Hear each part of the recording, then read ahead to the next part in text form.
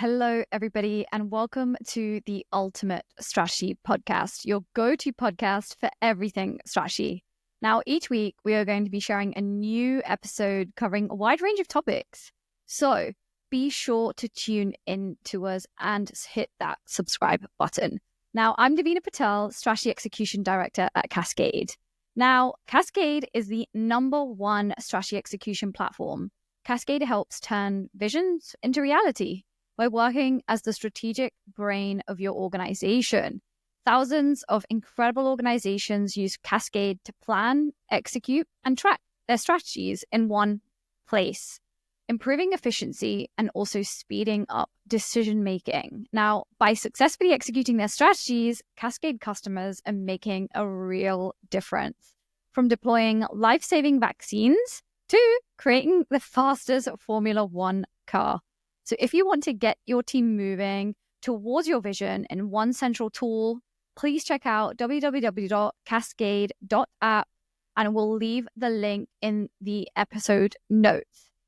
Now, let's get started. So today we are diving into Cascade's proprietary growth framework. Now, this is an incredibly powerful framework for making your business not only survive, but thrive, right? I'm sure we've all heard, I want to thrive, not just survive. It's exactly that same principle, but with your business. Now, I know that frameworks can typically have a bit of a reputation, but this one really does help you break down everything in your business to really understandable segments. Now, you might be a startup founder, or you might be a leader in a big organization looking to sharpen your strategy. But understanding the pillars that I'm about to go through will really help you focus on what matters and drive long-term success. Surviving isn't just thinking about the next year or two. Thriving is looking into the 5 to 10 to 15-year horizon. Now, first of all, let's break down this framework, right? What is it? So we have 3 pillars, as I mentioned. #1 is run the business. Now, this is all about day-to-day operations. It's the stuff that you have to do to keep the lights on and keep the wheels turning. Think of it as the foundation of your business. A kind of explanation mechanism that we use is, think about Maslow's hierarchy of needs for human beings, right? You can't get to all of the great stuff unless you fulfill the basic needs of humanity. So that's exactly how this works, right? Examples of run the business activities might be processing customer orders, right? Managing things like your payroll, keeping your IT systems running, right? Making sure everybody can use their Microsoft Office. You might have a customer support function or a service function. Those are just purely to do with running the wheels, keeping your business running. But here's the thing, a lot of businesses get stuck here. They get stuck in this pillar. They spend so much time thinking about trying to run the business that they forget about the next 2 pillars. But survival isn't enough. If there's anything you take away from this episode, as we said, we don't just want to survive, we want to thrive. So without almost the next considerations, you really can stagnate. So second pillar, that is grow the business. This is where the magic happens. You're actually finding ways to expand your customer base. And that might be things like launching a new product or entering a new market. You're increasing revenue. You're exploring new opportunities. And that really can be organic too. As I mentioned, new product, new market, but it also might be inorganic. So mergers, acquisitions, partnerships, strategic partnerships.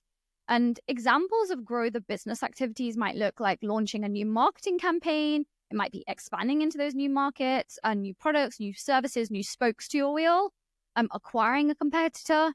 But here's the fun twist, right? Growth isn't always about more. I think we're human beings. We really do get kind of stuck in this spiral of trying to get more and more and more, when actually this pillar is all around smart growth. How do you focus on opportunities that truly align with your long-term strategy? And don't drain your resources in the process, right? It's smart allocation, making sure your people are doing the right thing. And then the third pillar, which is my favorite, if we can have favorite children, is evolving the business. So evolve the business. This pillar is all around optimization. You want to make your business smarter, leaner, more efficient. It's not just about cutting costs, which is often a phrase that I hear from senior leaders. It's about improving profit margins. It's about enhancing organizational knowledge. It's leveling up your organization, right? Not just trying to fix the parts that are slightly lower. You've got to build a culture of continuous improvement.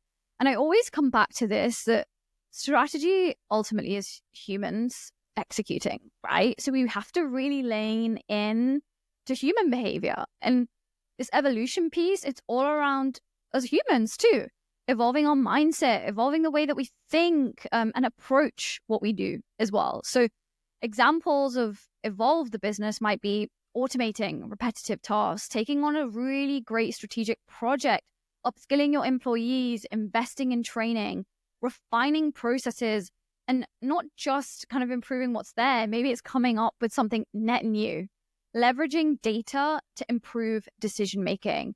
And it's a really great kind of place to also talk about artificial intelligence, right? I think I'm a big advocate of it. And I think it's such a fantastic leap in technology, but we also need to add in human intelligence. And we need humans to also be able to make those insightful decisions and be equipped with the right data as well. So a lot of companies, they overlook this pillar, right? Because it always is something that's quite a dark horse. It doesn't always lead to immediate flashy results.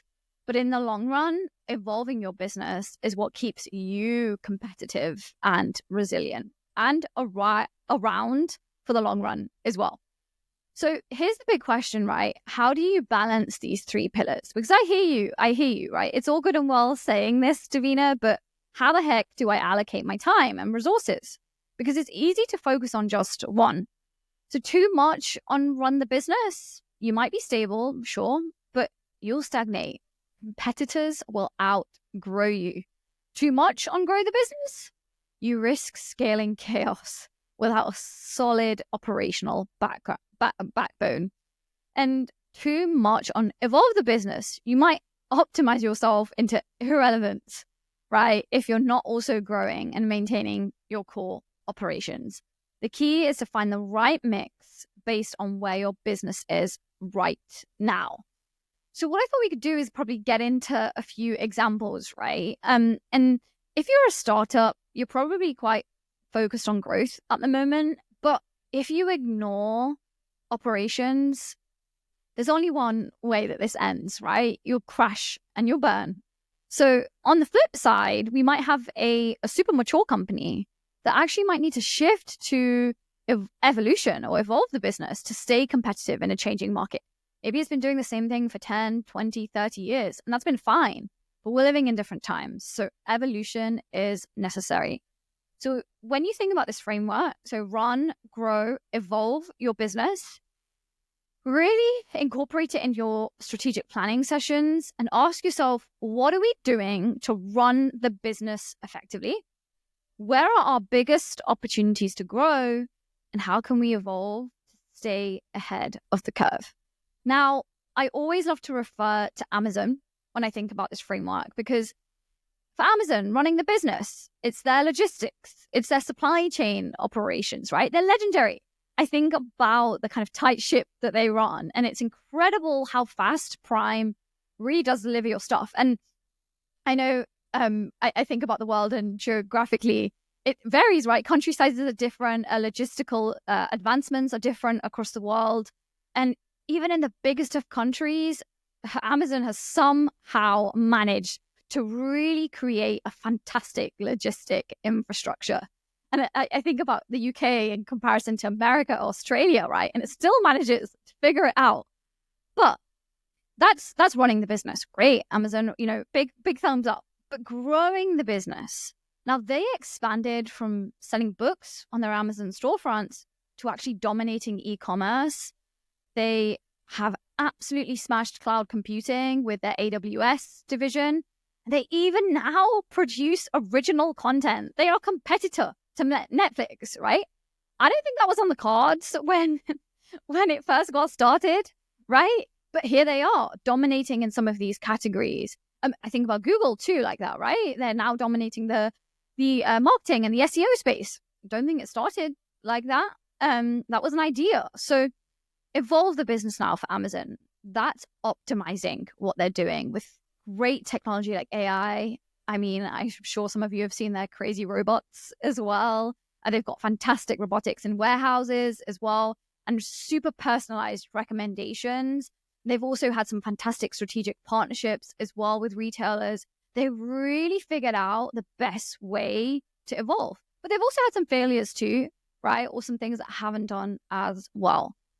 Now I'm going to take a little bit of a smaller example. If I think about a local coffee shop, right? Say if you run the local coffee joint. Now, running the business is serving your customers, making sure you give them the coffee, the matcha that they need.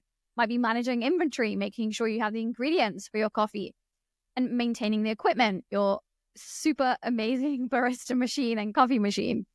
But growing the business, maybe that's launching a loyalty program, right? Enabling your customers to collect stamps, points, redeem for, I don't know, a great mug with your logo on it.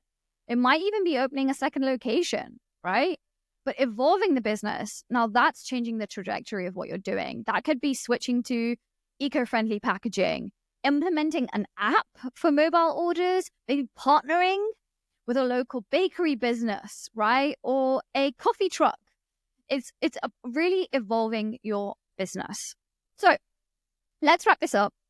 Now, the Run, Grow, Evolve framework, it's simple, but it's powerful. It helps you prioritize, balance, and also strategize effectively.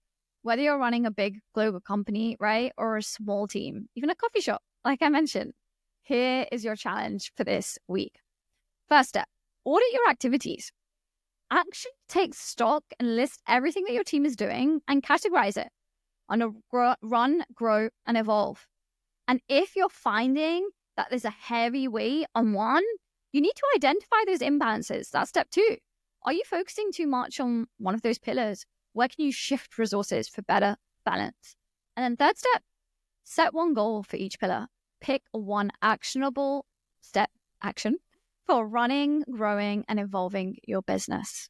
Now, if this episode gave you a new perspective, please do share it with your team or leave us a review or a comment. It helps us reach more people like you. And if you've got a burning strategy question or a topic that you'd like us to cover, please reach out on LinkedIn.